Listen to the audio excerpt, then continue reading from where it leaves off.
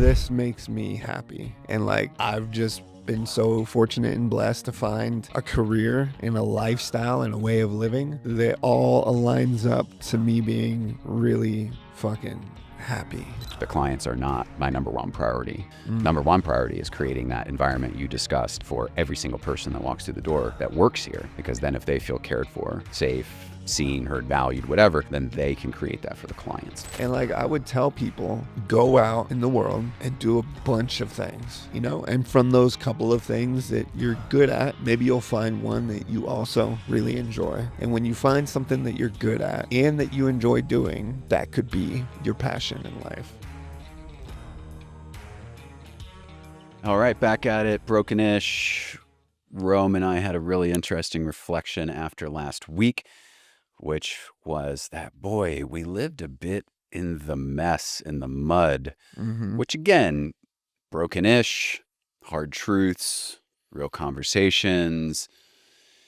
And yet, it's never been our intention from day one to just live in that place of self-reflection and kind of the muddiness of life and business and relationships and all of that. It's an opportunity to self-reflect and to see those areas, but also then what has grown out of that, right? And so as I reflect on our patron saint here, Mr. Tupac Shakur, and his poem, The Rose That Grew from the Concrete, we spent a lot of time last week in the concrete, but we really didn't talk about what had grown out of that, right? And what are the amazing things that actually are happening, and right, like what has grown out of that. Now again, self-reflection is important, but also we've got to move into, right, like all the amazing shit that has come out of these kind of broken-ish parts of whether it's our life or business and all of that. So we're back here today to dive into the rose, baby. What is growing out of this? Let's go. Yeah, man. We left the pod last week and it felt a little yucky, a little gross, you know, living in that concrete. And I mean, we're professionals here, you know, so keeping things professional. The goal for Broken-ish was always to have people come in and have those hard truths and real conversations like you talked about.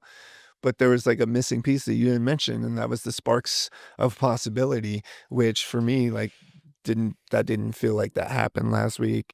And then, you know, we didn't really take the time to process and reflect on it. And we went about it and it was like, I don't like that, you know? You called me a Debbie Downer as well.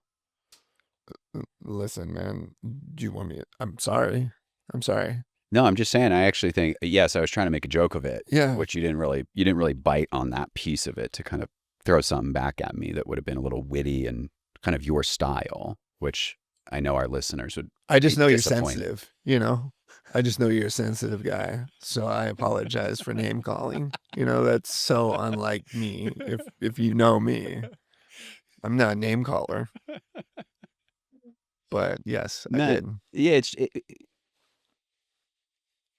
we need to move into the rose because, again, it's something that we've reflected on over this past week, and like how it can be a little easy to sit in kind of the self-reflection. I remember last week sitting and it was gloomy outside. It was dark. It was snowy. It was. And for some reason, I think there was just a lot of heaviness with kind of these weights, some of the weights that we're carrying, you know, and yet I got some feedback directly here from somebody else that wasn't you about like, hey man, like it seems like you might be living a lot in kind of this like, you know, hey, here's all the things that you need to change and how you need to grow and all of this. And yet like, please don't forget like how amazing and how incredible you are as a human being and a professional and all of these things over here too. And so that leads to today, which is like, let's dive in. We've got some really amazing stuff going on. Yeah. I mean, look, when passion meets purpose, dope shit happens. That's where we're going. And right now, currently, dope shit is happening. So let's start there, man. Passion, purpose. Passion meets purpose. You and I talked about this. We might have a bit of differing ideas on how to get there. Ultimately, I think we arrive at the same conclusion, which is if you can find your passion and purpose and make some money, then you're doing pretty well. And I think that we can both sit here and say, "Hey, man, we're pretty lucky and we're pretty blessed that we found a passion in helping others, which has become our purpose and mission in life, and it allows us the opportunity to live in that and also have like a comfortable, pretty nice life, you know?" So I feel lucky. I feel blessed that we're there and currently doing dope shit. I'm going to be curious as to what you think is the dope shit, quote unquote. Yep. About what that really is Yeah. for you Yeah. when you ask me about like passion and purpose, especially the kind of intersection of the two. I think for most of my life, I've had this desire to be helpful and to serve and to do these things. I really wanted nothing to do with this industry. Right. And yet, kind of, again, got pulled in many ways. And I do believe like that was the universe, more or less putting that in my path and saying, hey, like this is where you're supposed to be. But it has not been a straight line in any way, right? There's been moments where I have not wanted to be in the industry, Right. again, for a lot of reasons. But I think right now, passion and purpose have come together in this way where it's not just that I get to serve and be helpful in what we're creating with Ava Health, but it is also being in a position with the people around me to do the things that I do so well and to just be able to focus on those things. And so there's this like fire Mm. and alignment that happens when on a daily basis, I just get to focus on and do the things that I'm really good at. And that to me is what creates like that fire of passion and purpose coming together is I don't have my hands in a lot of things that aren't the things that I'm very passionate about and Mm. that I feel very purpose driven about, which in many ways is building brand, Yeah. right? Like brand to me is like, I like, I could stay up all night thinking about creative ways and like opportunities to create trust. Mm. So when you talk about brand, ultimately for me, it's just like creating trust. So like that in itself is like a huge conversation about like creating trust, especially in today's world.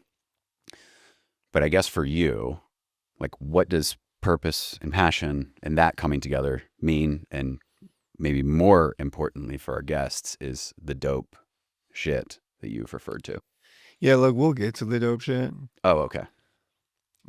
Passion and purpose. Look, if I'm being totally honest, having a real conversation with some hard truth. Mentioned kind of last week, I can be a bit selfish, right? I've always like helped people, but I don't think I ever really wanted to. Interesting. Yeah, for as long as I can remember, man, I've always just wanted to help me, and like there's a ton to untangle with that, right? Childhood issues. But I always felt like a lone survivor, like a lone wolf in this world. So like I was always looking out for me. So like coming to a place of feeling passionate about helping others was its own journey through like a lot of trial and error of figuring things out, you know, to get to the point where I am today, where I'm like, oh yeah, like my passion is helping others. Also, my passion is creating dope content. Also, my passion is going out and meeting new people and having new experiences and gaining information and knowledge and then being able to share that with you and with the world and with others. And my passion is also being a father and being a partner and the man of the house. And like I'm learning new passions, I have tools now, you know? I've never been like a tool guy. Like I mean actual like tools. I don't currently have a toolbox yet. Christmas is around the corner. Yeah, that may come. Okay. Well, when you talk about helping others, Yeah, right? I mean, you spoke to a few of those things in like a general way, yeah. but what do you do that's helping others? Depends who you ask. I just think it's important to like, it's such an easy thing to kind of say, like, oh, yeah, we're out here helping others, Yeah. right? So for you, when you think about that, like orientation towards, like, I'm really passionate and I find a lot of purpose in helping others, can you speak somewhat specifically to that? Yeah, I think anyone that works in this industry or adjacent healthcare in general has some sort of like fire in helping people. And I think that those people might relate to this. Like I have a pretty clear example. I was really early into working in this field. I was working at a treatment center in San Diego. A young man from across the country came there, and I didn't know what I was doing. I had no skills or experience in this field, but I was pretty raw and had like some passion for helping others. And we had this kid come in, 18-year-old kid from Jersey.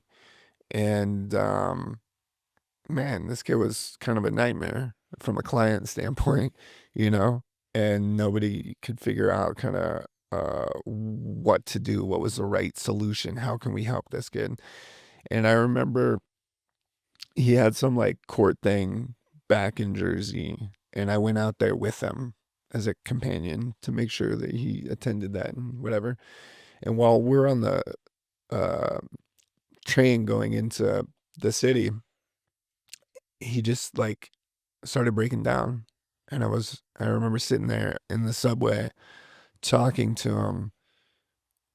And it was like in that moment, I was like, oh, like this is the stuff that matters. And he left that conversation kind of changed. And so did I, you know, in that moment, realizing like, wow, like maybe I'm good at this work.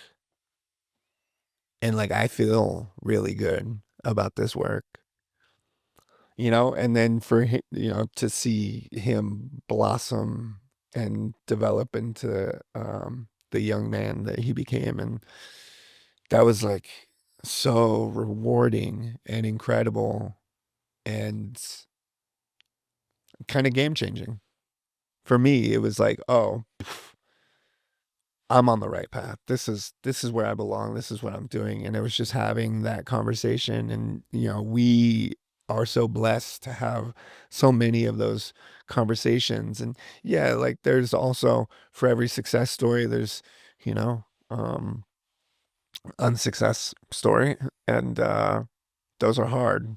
Talked about that balance of hope and heaviness and heartbreak. And I think, but that's kind of where that developed for me. I was like, oh, I kind of knew like I wanted to do this. I wasn't really sure that I was good at it. And as soon as I realized I was good at it and I liked it, it was like, oh, this is my mission in life. I think there's an important piece that you just mentioned, which is I do believe that when you start to recognize your skill or your talent in some particular area, Yeah. then you begin to develop like a passion for it, right? And you begin to find some purpose in it, right?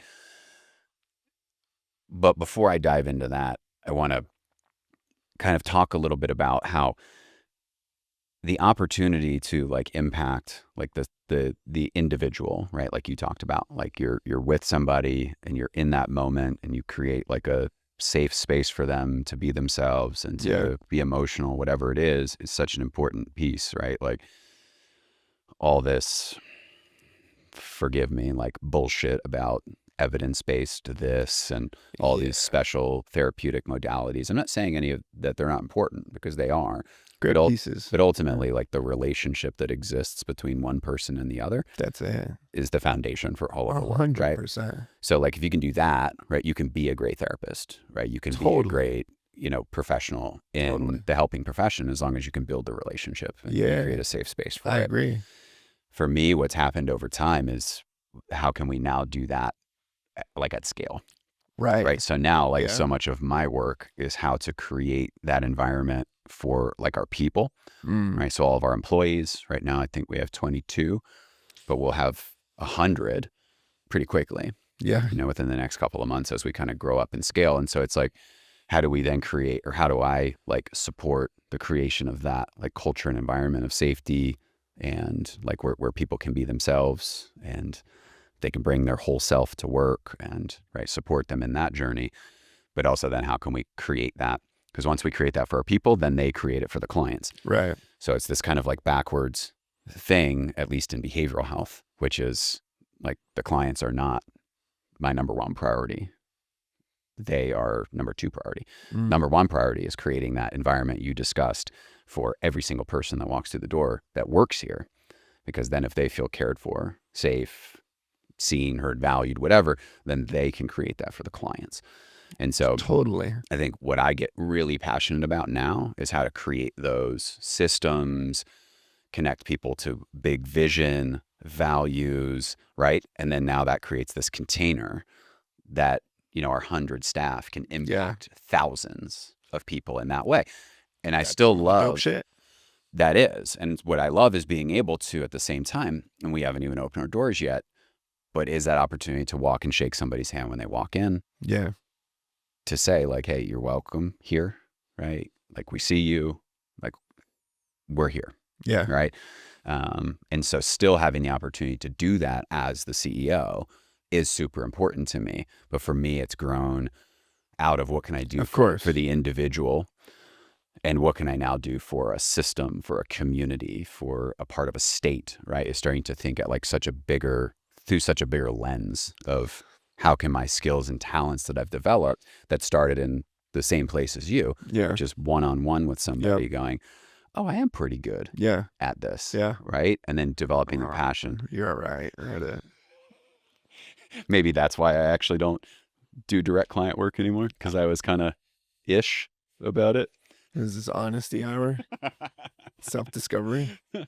No, I think you mentioned, like, a third piece, right? I said passion meets purpose, but sometimes there's also a third piece that's ambition, right? Because I don't think that that's necessary for everyone, you know? No. If you are if what you're good at and what you're passionate about is direct client care, and that's what you want and that's what you want to do, fucking amazing. You know, if there is some ambition to do more, like I had and you clearly had, I remember pretty soon after that, flying back to San Diego with that kid, being like, damn, like, I'm good at this, I'm passionate about this. But like, if I can help one person, how can I help more? Yeah. You know, and like soon after that, it was like, all right, if I'm working as a counselor and I have a caseload of 10 people, I get to help 10 people a month. But how can I help more? And it was like, well, what if I open like a aftercare coaching business? Then maybe I can help 30 to 50 people a month. And so that's what I did. I went and opened an aftercare coaching business.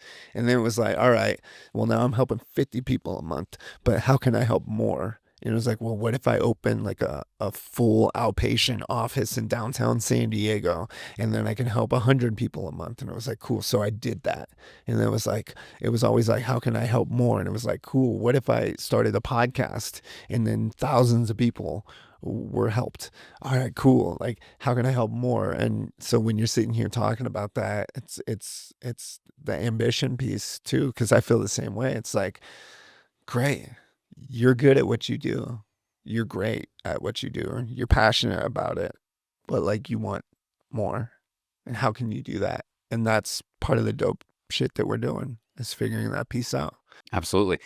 Part of something that you said also is, like, it resonates deeply with me, that, as we've talked to people that are coming into this vision, right? Our first, 20 some employees and people that are about to start working here that have accepted offers and things like that. And we'll say to everybody up front, like, the sky is the limit, right? Because this is where I want and we want to take Ava Health, right? Is to really creating kind of this like national like institution and brand that's bringing this high quality care that's really accessible to everybody. Yeah, So that means, right, multiple locations across for Western sure. Colorado, eventually 5 states, eventually, right? How many states want to get behind this? And as long as we can preserve the culture and the quality and all of this and have no outside investors and right, all of these things, like that's the opportunity. Yeah.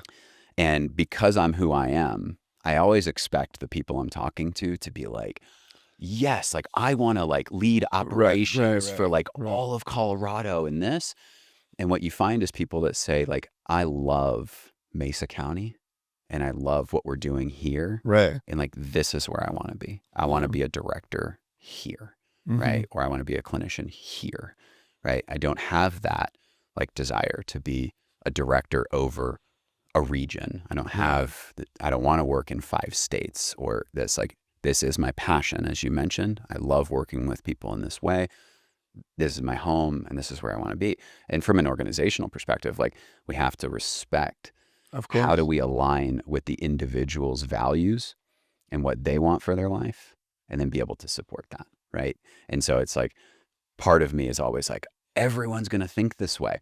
And then I will say something that is really meaningful to me. It's like, I see the world as I am Mm, and not how it is, mm. which makes me step back and go, oh yeah, like we need a lot of the people that are just like, I love being in Mesa County. I love impacting this community. I love the work that I'm doing. I want growth and I want opportunity and I want to make more money. But really, like, this is where I want to be. This is what I want to do. And I step back and go, oh yeah, not everybody. I think a lot of people have ambition. It's just like, is your ambition to really create massive impact here, Right. or is it right as we look at, well, if I can help one, then I can help 10 and 100 and Right. 1,000 and right and like that, or people 1 just go, oh, million. $1 quadrillion. I want to go back for a second to this idea that recently I've been really contemplating the idea of like, don't tell somebody to go find their passion Mm. and then figure out how to make money at it. Right. I think we are lucky in so many ways that Yeah. our passion and our purpose intersects at somewhere where we can make a living and a good living at that. And like, that's amazing. And yet I think that you become passionate about something when you find a skill that you're good at. So one thing I'll like throw at you is I think like 3 months ago when I brought up the idea that we were going to do a lot of marketing and I used that term, you looked at me and basically said like, I'm not a marketer and I Yeah. don't, Hard pass. and yeah, like I want nothing to do with that. Correct. And yet I have watched a fire grow inside of you. I think as you've started to see, oh yeah, content, connecting with people, building trust, being on the streets, connecting with like the people in the trenches, working on the front lines, like getting the message out, getting the brand out, that I've watched this fire build in you, where this morning I was like, you know that you're a marketer now, right? So like I'm curious like how this idea of passion and all of this, is it just something you find? Is it something that you get good at and then you start to really find some passion and purpose in it? I know that you think that in doing something and becoming good at it, you'll find passion in it. I don't know if I agree with that. Okay. Also, I'll just say this. I am not a marketer. Oh, Like, don't don't disrespect me like that. sorry. Community engagement architect. Architect. Okay. Listen, neuro linguistic programming is real. Oh, we're gonna go there. Okay. We're gonna talk NLP now. It's real. Okay. And the term marketing or marketer in my neuro brain Yeah, that just your robot, like Yeah. you just started to twitch in It's like there. marketer, ugh, gross, yucky, bad, right? So it's negative meaning to it. So like, yeah, when you said, "Hey, you're gonna do marketing," I was like, "No, never. I don't want to do that." The reality is like, um, I'm passionate about helping people, talking to people, talking about what we're doing, and like, yeah, marketing is that. Also, in this industry, can we just be clear talking about broken-ish things? Marketing in behavioral health industry is bullshit. It's bullshit. Yeah. And so like to be a behavioral health marketer is like one of the worst things you could be called Right. in this industry. Yeah. So not that. I'm not that. But But back to I this have good idea hands. that like when you become good at something, you also develop a passion for it as you become good at it. So even if you didn't have a passion, say for basketball, right? Because when you first started, you probably shot the ball, right? You missed a lot. Yeah, right. Not me, man. Okay. Yeah. Not me. Excuse me, Kobe. I'm sorry. Not me. But like you developed a passion over time as you got good at something, right? Whether it was hockey, Yes. whether it was basketball, right? So Yes. I'm trying to reflect back on like, was it like the greatest thing in the world the moment you picked up a hockey stick and jumped on skates, or did you hate the fact that you fell 100 times, and then as you got good at skating, as you improved your stick skills, all of this, that then you go, look, like this is so again, I'm using it as like a metaphor. We don't have to talk about hockey Yeah, or yeah, fine. basketball, Yeah. Baller. but does Baller's life. but for me, like the passion behind something also occurs as you begin to realize like you have skills in it and you become good at something. Yeah, man, like I play golf a lot and I'm not good at it and I hate it. I hate things that I'm not good at. Okay? Like I'm competitive. I know you are too. And like competition is I love it. And when I'm not good at something, I hate it. And like 9 times out of 10, I'll just stop doing it. Golf's like the one thing that I continue to torture myself with. But most everything in life that I'm not good at, I just stop. So like for me, there I do disagree with that a bit. And I've been mentoring people for years now, and young men mostly who feel like they don't have a passion or purpose in life. Primarily that's like the stuff that we focus on. And like I would tell people, cool, like, you know how you find your passion? Go out in the world and do a bunch of things. Just do a bunch of different things. And eventually, in casting that wide net, you'll find a couple things that maybe you're good at, And from those couple of things that you're good at, maybe you'll find one that you also really enjoy. And when you find something that you're good at and that you enjoy doing, that could be your passion in life. And for me, that's been the case. I've done a lot of things, a lot, a lot of things. And through that process, I found that, I'm pretty good at helping people and I enjoy it. You just proved my point though, right? So you go out and you say to somebody, find something you're good at, right? And then see if you enjoy it, right? So what I'm saying is I think there's a process in there. It's maybe But an the enjoyment piece is key. yeah. That's key. Because it's like when you talk about marketing, for instance, and us having that conversation, like I didn't think I was going to enjoy that. So being like, oh, yeah, no, I don't want to do that. So even though I might be good at it, I don't want to do it. And if I don't want to do something, I'm fucking not going to do it, you know? And so, like, it was interesting for me. You kind of like bait and switched me and tricked me a little bit, which, is fine. CEO life. But here we are now. So I think there's that interesting middle, and I do want to move on a little bit, but I think there's this interesting middle between like, okay, like I'm good at something and I'm just going to try it for a period of time, right? And then like, am I enjoying that in some way? right? And then that can turn into, David talked about that when he was on the podcast. That's not been my experience just because I never got past the, oh, I don't enjoy this. got it. I'm going to stop doing this. Yeah. But David had mentioned like finding joy in the process of struggling, Of sucking at something. of sucking at something. And I was like, oh, yeah, maybe, I don't know. Has that been your experience? No, mine was similar to yours. I mean, if somebody would have said to me, I mean, 3, 4 years ago that like what you're really good at is marketing, I'd have Yeah. been like, you don't know what you're talking about. Right. Like, that's not my skill set at all. Yeah. But when I took a step back and looked at my skills, it isn't that, right?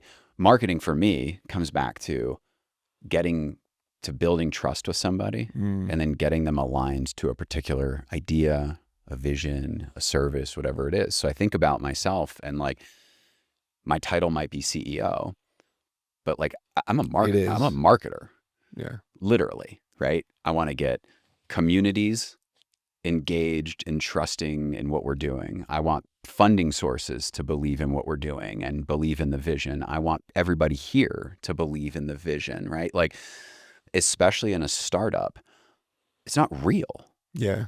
right? Like, literally, Yeah. it's like all we're doing is we're painting this picture Yeah. of like what it's going to look like. And of course, as we secure buildings and we hire people and right, there's an element of like, okay, like I'm starting to see this picture get filled in more and more. Yeah. But like when I stepped out of it, I went, I'm a marketer. Like I get people excited about something. I keep people inspired, motivated, wanting to move forward, wanting to push the limits, right? Like, and buying in to something that like you can't even see yet. And so Mm. for me, passion and purpose is yes, I love helping people. But what I really love, probably more than that, is creating experience. So when somebody sees the logo, when somebody hears the name Ava Health, somebody sees the lotus and the flower and this and that, that they begin to go like, oh, that means something to me. There's been an Yeah. experience I've had with that. And so it's not just from people out in the community and governments and funding sources and all of this. It's like somebody walks through the door and there's already this experience. Right. Right. And so I think of all of this, I put all of that into like, that's marketing, man. Yeah.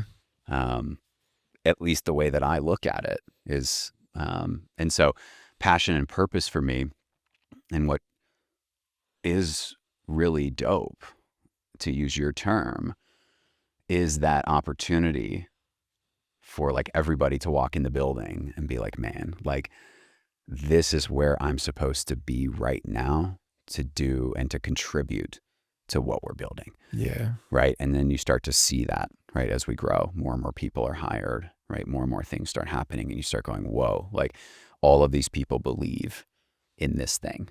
Right. Mm. So it's like not just here, but, and you know, because community engagement architect, CEA life, you start to see it in the community, right? Right. So like, what are people saying about us when we're not there, right? So you walk into a room, right? And oh, you know, I've been telling so-and-so about you. So Roman, Yeah. you got to meet this person because Yeah. I've been telling them about Yeah. you and Ava Health and all of this. And like, to me, like that's what continues to light me up. And there's just no doubt that it is something we do well. And I don't say that with ego. Like it's just like, I mean, I have an ego. There's no way I could be in the seat I'm in right now, in the place I am right now without ego. Clip that. And not to go like back to the concrete too much, but like it's always been from such a sense of insecurity inside, Yeah. right? And for so many years was not good enough that I overcompensated. So for the first decade in this industry, it was pure ego, right? And I remember. yeah, you were around in those days. Yeah. But you talk about purpose and passion and all of this, and to me, yes, it's like it's what continues to like have this like incredible fire in me, is how people continue to experience the Ava Health name, the logo, what we're doing, the feedback we're getting, the community and the stakeholders, right? Like Yeah. starting to see all of that come together. And so for me, I know like that is my passion, is to be able to create. And this is like it's my form of art. I would say that. Like there's no question that like I believe I'm an artist, and this is my canvas, is taking something that doesn't exist, creating something tangible out of it, right? And then getting people to believe in that so much that then they dedicate themselves and their lives to furthering that mission. Like that's me. Dude, you're the Bob Ross of behavioral health. It's inspiring. I'm inspired. I appreciate that. Yeah. I think I probably have a little more fire than old Bob. You know, he was pretty calm and chill, and Yeah. you know, although I think I have elements where I like to relax and be mellow and things. I operate primarily from a place of He had much better hair. intensity. Yes. Yeah. His hair was fantastic. Yeah. Yeah. An artist. Love it. But I have to imagine that you feel the same way about the work that you do, that it's art. Yeah, I'm actually an artist, you know? Oh. Like I don't want to toot my own horn, but I am a hip hop artist. Oh yeah, I forgot. Don't forget. Rome on Spotify. Oh man. Bipolar. Check it out. Wow. Incredible album. All of you can go right now on Spotify. Check that out. Except you, Mom. But yeah, I feel the same way. I mean, ultimately, like, this makes me happy. Yeah. And going back to like, I am still like a little selfish in my core. Like, I want to be happy. And like, I've just been so fortunate and blessed to find a career and a lifestyle and a way of living that all aligns up to me being really fucking happy. And I'm so fortunate because for most of my life, I was very unhappy and miserable, thinking and wishing and praying at night that one day I would just be happy. And guess what? I am. Purpose and passion coming together, the rose out of the concrete, hard truths, Real conversations and sparks of possibility. from a world that's a little Broken. ish. Like, comment, subscribe. Have a beautiful week. Love you. Love you too, man. Peace. Deuces.